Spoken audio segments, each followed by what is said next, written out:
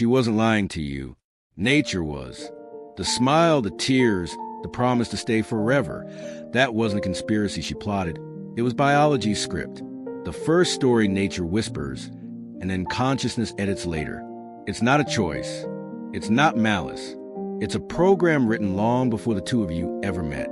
2 centuries ago, Arthur Schopenhauer looked straight into that machinery and wrote down what men still feel today but often can't explain.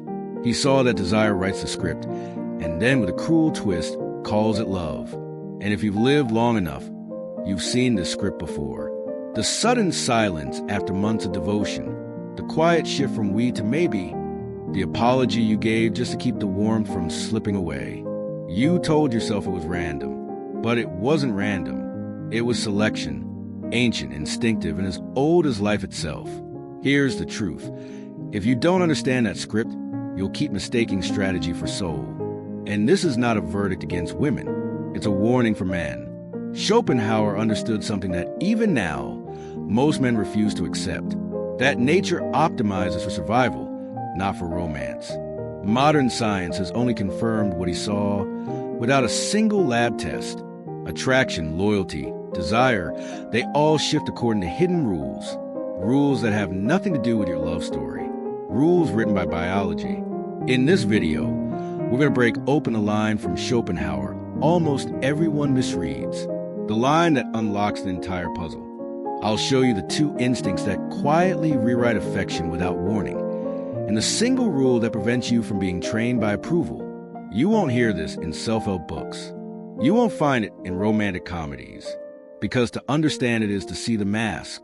And once you see it, you cannot unsee it. By the end of this, you won't beg for feelings again. You'll recognize the pattern. You'll choose the person. And you'll keep your crown. The beautiful lie only works on men who don't look closely. Today, you will. The world Schopenhauer saw. Arthur Schopenhauer wasn't the kind of thinker who wrote to make people comfortable. Born in 1788, his Europe was on fire. Revolutions breaking old orders. Napoleon's shadow stretching across the continent. And the bright promises of the Enlightenment already starting to crack. Schopenhauer didn't see a world marching toward perfection. He saw something older, darker, less rational. A relentless force of desire running through all living things. He called it the will, not willpower, but blind, endless drive. The same force that makes a flower turn toward the sun, that makes animals chase food, that makes humans fall in love and then fall apart. To him, life itself was a trap. Every creature pulled forward by craving, chained to the cycle of wanting, getting, and wanting again. Humans, he thought, lied to themselves. We like to pretend we're guided by reason, morality, or ideals. But to Schopenhauer, those were costumes, masks covering the raw machinery of instinct. It was through this lens that he wrote one of his most infamous texts, on women.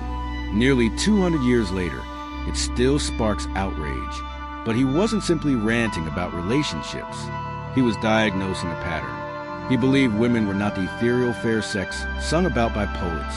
They were nature's most skillful agents, designed to carry out its imperatives through beauty, emotion, and selection. To modern ears, that sound harsh, even cruel. But Schopenhauer wasn't trying to flatter. He wasn't even trying to insult. He was trying to strip away illusions, to see the machinery underneath. Vanity, cunning, and instinct, not reason, govern the sex, he wrote. In today's words, look closely, and the pattern reveals itself. In his time, there was no evolutionary psychology, no sexual selection theory, no global database of dating trends. And yet, through observation alone, he anticipated what science would later confirm. That mate choice is strategic, that affection is conditional, that nature's goals are not always your goals. This is why Schopenhauer remains polarizing.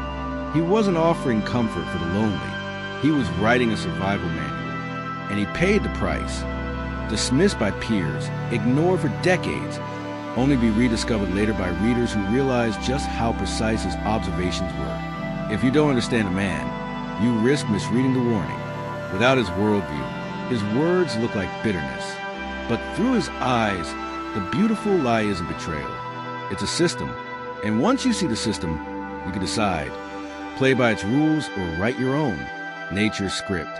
When Schopenhauer wrote about women, he didn't picture villains. He pictured agents of something far older, nature's script. For him, female behavior wasn't driven by malice. It was driven by design. Nature doesn't write in words. It writes in instincts, in impulses, in patterns of attraction and withdrawal that operate whether you notice or not. From this view, beauty isn't just aesthetics. It's bait, the oldest advertisement in existence. Symmetry in a face, shine in hair, smoothness of skin, all signals honed over millions of years, broadcasting youth and fertility before a word is spoken. To men, these signals feel magical. To nature, they're tools. Schopenhauer saw this, and he knew beauty wasn't designed to inspire permanent devotion. It was designed to trigger pursuit. But beauty alone doesn't close the deal. Charm and emotion finish the work. Physical allure opens the door, but emotional influence secures resources, protection, and commitment, not out of calculation, but because survival demanded it. A woman's ability to inspire loyalty, to bond deeply, to elicit provision. These were evolutionary advantages when food was scarce and dangers were everywhere. So what men often feel as love is a fusion of two things: real emotion and survival instinct. And though the stage has changed, the script hasn't. The modern stage. In the modern world, beauty signals have been supercharged. Social media broadcasts them globally. Dating apps compress centuries of selection into a swipe-based economy. What once required months of proximity now happens in seconds. A photo, a short bio, a decision. And beneath it all, the same cues: status, appearance, confidence, drive, choice.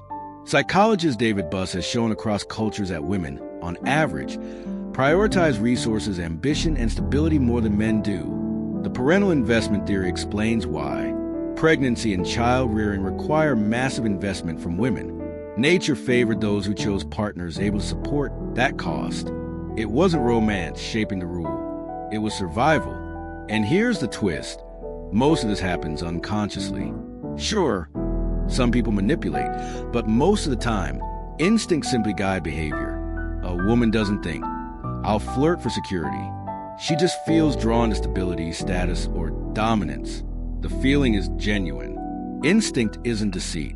But for a man who believes affection is always unconditional, the result feels like betrayal. Sudden distance when a better option appears.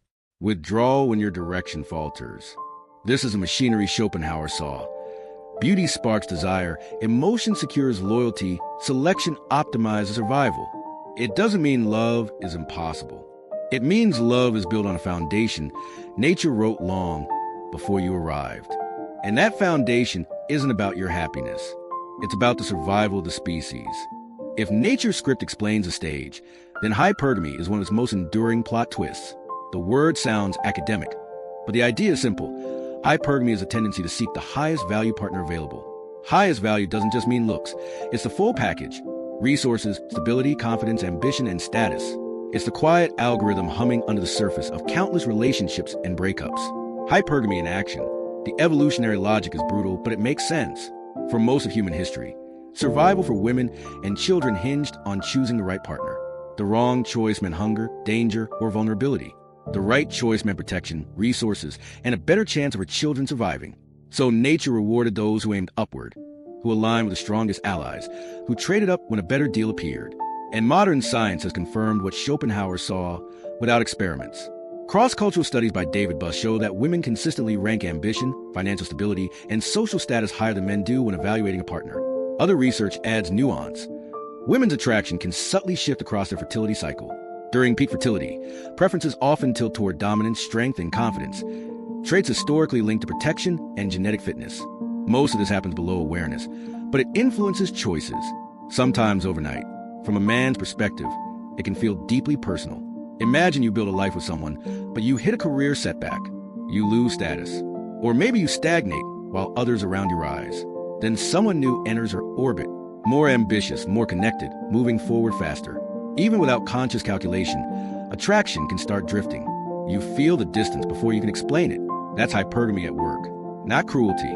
Adaptation. Subtle shifts in affection. The same pattern shows up in less dramatic ways too. A man might notice his partner being warmer, more affectionate, more engaged when he's achieving, advancing, gaining recognition. But during times of uncertainty or failure, he might notice more withdrawal, more criticism, less patience. It's not always conscious judgment. From an evolutionary standpoint, it's instinct checking. Is this man still the best option for my future? Men, by contrast, tend to prioritize youth and physical attractiveness more strongly, proxies for fertility. These gender priorities aren't absolute, but they appear across cultures, which hints at deep biological roots. Hypergamy on a global stage. What's striking today is how modern society has supercharged these ancient instincts. In the past, opportunities to trade up were limited by geography, class, and community oversight. A small village didn't give you endless alternatives. But now, a dating app can introduce hundreds of better options in one night. Social media makes status and lifestyle signals visible in real time. Luxury travel, designer clothes, high-profile networks, all broadcast instantly to the world. The instinct that once worked quietly within a village now operates in a global marketplace. And here's the key. Hypergamy isn't inherently good or bad. It's adaptive. It evolved to maximize survival odds in a dangerous world. But for men expecting love to operate outside those rules, it can be a painful awakening. Schopenhauer didn't have today's terminology. He didn't say hypergamy, but he understood the pattern. He saw that affection could be genuine yet still conditional, that the same smile glowing at you today could shine just as brightly for someone else tomorrow if the calculus shifted. And unless a man recognizes this reality, he risks offering loyalty to someone whose instincts are wired for selection, not permanence. Understanding hypergamy doesn't mean rejecting relationships. It means entering them with your eyes open, building a life that isn't easy to replace, not just with money, but with character, boundaries, and independence. It's not about fighting instinct. It's about ensuring that if she chooses you, it's not because there was no better option, but because in her eyes, there is no higher choice. Emotional rule. For most of history, the balance of raw physical power between men and women wasn't even close. Strength often decided who could take and who had to defend. That inequality forced women to develop different strategies. Strategies that worked without physical confrontation. Strategies that played out in the mind, not the body. Schopenhauer noticed this and called it emotional rule. He observed that where men relied on force, women relied on influence. Where men tried to bend the world with their hands, women shaped it through the choices and emotions of others. And far from fading in the modern age, these strategies have become sharper. Why? Because today, most environments, workplaces, social networks, relationships, reward emotional leverage more than brute strength. The ancient strategies. These strategies are not always cold calculations. Sometimes they're instinctive, but they often cluster around a few powerful methods. 1. Guilt induction. This is the subtle reframing of a man's actions, so he feels responsible for her unhappiness. Rarely shouted, usually implied. Modern researchers, like those at the Gottman Institute, note that guilt framing can shift behavior faster than direct confrontation. 2. The silent treatment. Not just withdrawal, but strategic absence. Psychologist Sam Vaknin describes silence as a form of cold rage, a way to punish without conflict. The uncertainty it creates pressures the other person to reconcile on her terms. 3. Strategic vulnerability. Not cartoonish manipulation, but the display of genuine weakness at moments that maximize the chance of protection or forgiveness. Robert Greene, in the 48 Laws of Power, calls the art of appearing weaker than you are to disarm and influence. Most of the time, these tactics operate without conscious thought. They're the result of centuries of adaptation. Patterns that survive because they worked. A woman doesn't necessarily think, I'll withhold affection to get what I want. She just feels the urge to withdraw when unsatisfied, and the effect shapes the relationship. But sometimes these behaviors are deliberate. In toxic dynamics, they become weapons. In healthy ones, they appear in softer, unintentional forms. Emotional leverage in the modern world. Modern life has removed many of the dangers that shape these behaviors, but it hasn't removed incentives. If anything, it's amplified them. In today's world, reputation, alliances, and networks often decide opportunity, and the ability to sway emotion and perception can be more powerful than any physical contest. In relationships, these tools work especially well because they target a man's deep conditioning. Many men are raised to prioritize female emotions, avoid confrontation, and see emotional distress as their responsibility to fix. Combine that with the instinctive male fear of losing intimacy, and you get an incredibly powerful leverage point. Schopenhauer described this as a kind of psychological combat, not because women are villains, but because these tools were survival strategies in a world where force was an option. Even today, they can serve good purposes, resolving conflict without escalation, building consensus. But in dysfunctional situations, they can also become patterns of control. Awareness versus reaction. For men, the key is not to respond with anger, it's to respond with awareness.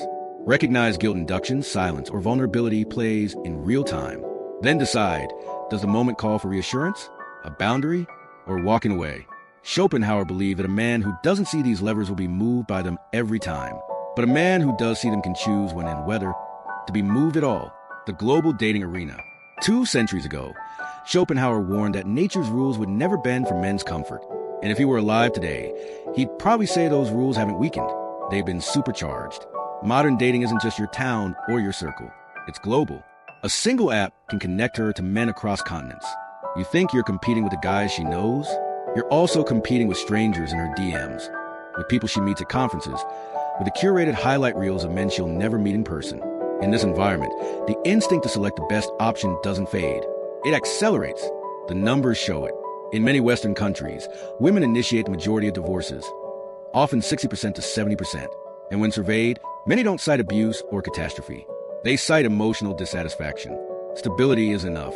Security is enough. If emotional needs fade, if excitement fades, modern culture tells her she deserves more and that she can find it. That culture isn't neutral. From movies to self-help books, men are trained in overgiving and underguarding. They're told to win her heart by constant effort, endless validation, relentless accommodation. Any boundary is framed as coldness. Any standard is painted as selfishness.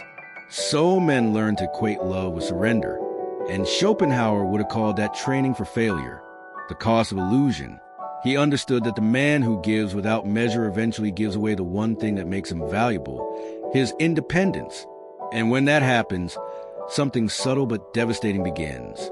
He stops leading his own life and starts managing hers. His schedule no longer belongs to him. His moods orbit her moods. His decisions filter through one question. Will this make her happy?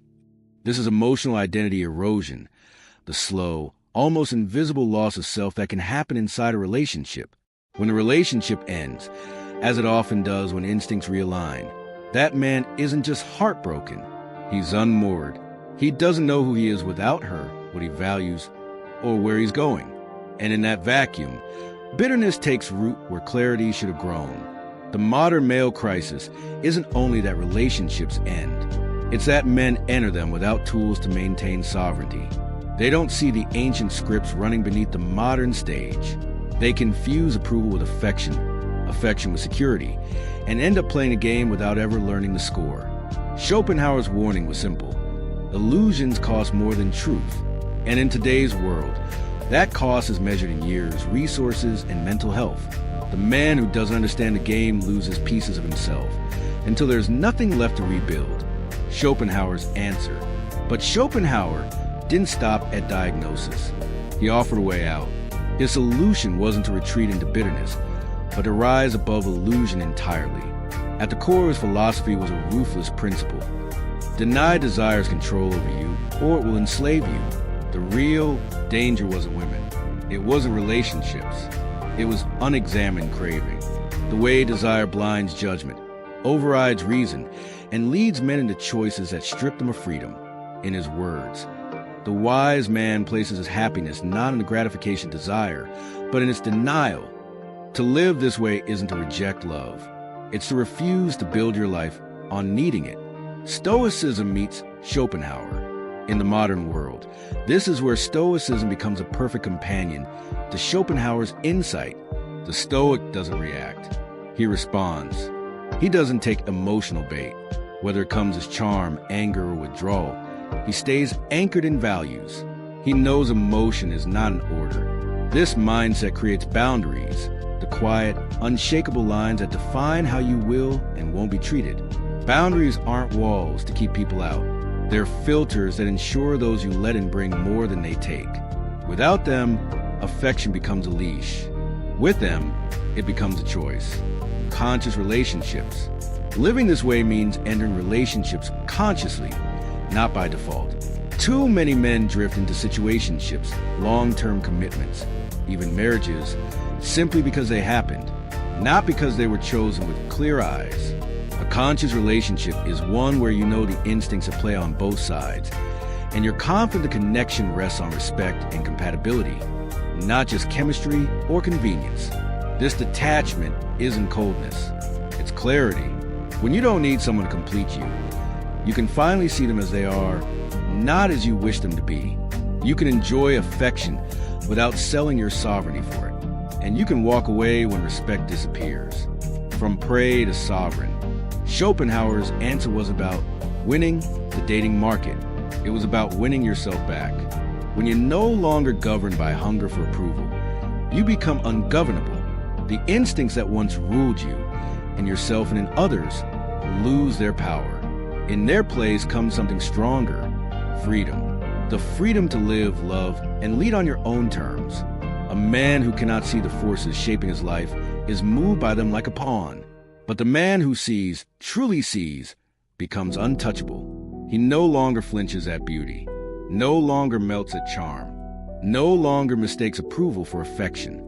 He can enjoy it all without being owned by any of it. When you understand female nature without resentment, you stop expecting it to be anything other than what it is.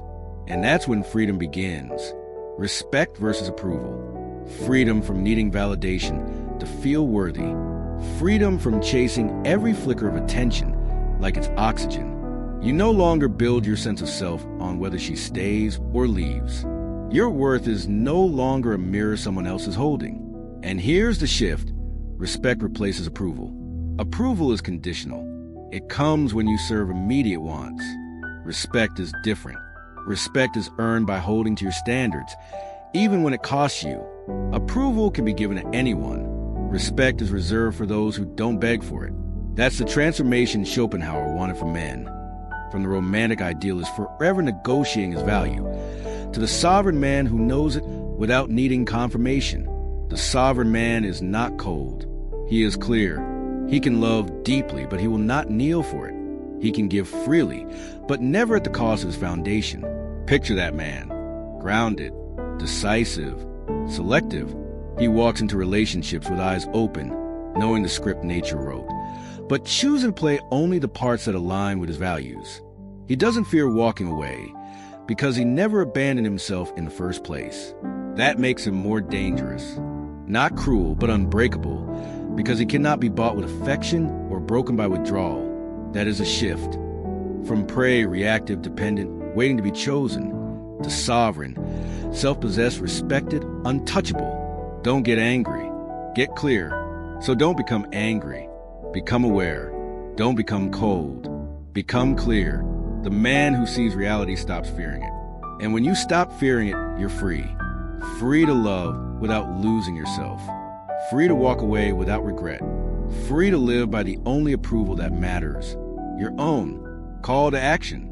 Now that you've seen the pattern, turn the lens on your own life. Where do you see nature's script at work? Not just in relationships, but in workplaces, friendships, even social media. Anywhere instinct quietly rewrites intention. Drop your answer in the comments. The more personal and specific your example, the more it will help other men see what they've been missing. This channel isn't about me just talking at you. It's about building a community of men who see clearly, speak honestly, and refuse to live on autopilot. If this perspective felt uncomfortable, but impossible to ignore, that's your signal you're ready to think differently. And the next step is to stay in this conversation. I've linked the next video right here. It's a deep dive into how modern culture trains men to fail without realizing it, and how to break that training before it breaks you. Watch it right after this, and the pieces will click together in a way you'll never forget. Remember, don't get angry. Get aware.